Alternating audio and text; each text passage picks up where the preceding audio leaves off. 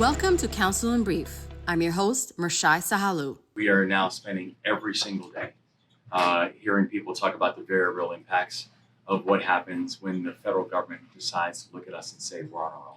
In the wake of the federal government shutdown triggered by the expiration of tax credits that help make healthcare more affordable, Maryland Governor Wes Moore joined Council President Kate Stewart at the Montgomery County Department of Health and Human Services Silver Spring Center. You all are the ones who are making sure that our people don't just know what rights they have, but also that we are going to fight for those rights.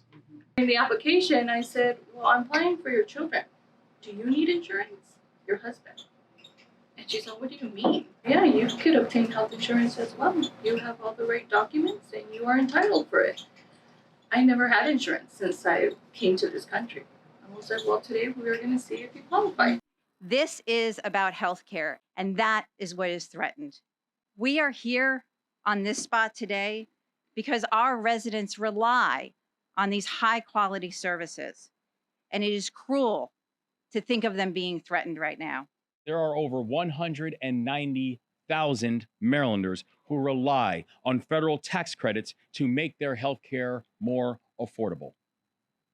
These Marylanders could see their premiums increase by an average of over $825 a year if Congress does not extend those tax credits. But in Maryland, we are going to do everything in our power to make sure we're standing in the gap, to make sure we're fighting for our families, and to make sure we are bringing health care costs down. Also this week, Council President Kate Stewart presented a proclamation recognizing International Day of the Girl. Because it is a day to raise awareness about gender inequalities and highlight the opportunities for young girls to show leadership.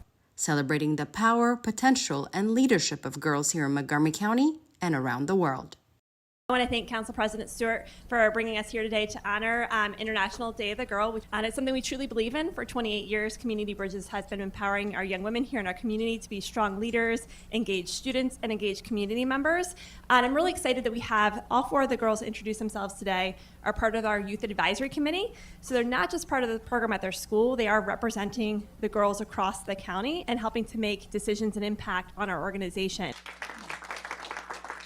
Councilmember Laurie-Anne also led a proclamation honoring National Farmers Day, highlighting the vital role farmers play in sustaining our communities and strengthening Maryland's agricultural heritage. We want to ensure that the ag reserves potential for food production, crop planting and harvesting, irrigation, equestrian activities, sustainable energy sources, wildlife habitats, recreational opportunities, and more continue to thrive in the Up County.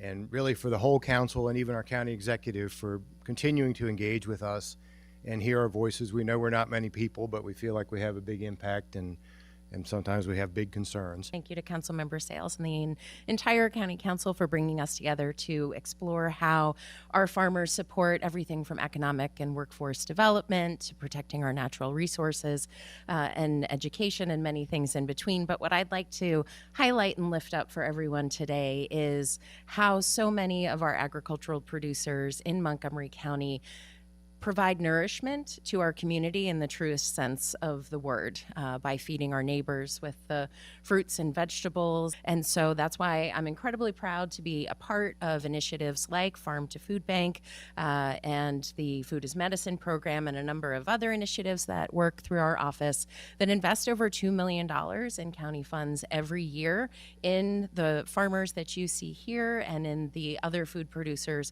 over 30 different food producing farms in the county every year. And so it's an honor to have a role to play in connecting that bounty with all of our residents so that we can ensure that we're investing in their health and security nutrition-wise for the future, and so that they can thrive in school and in workplaces, and that we will have a stronger supply chain and access to food for years to come. Well, that wraps up this edition of Council in Brief. I'm Mirchaye Sahlu. Thanks for watching.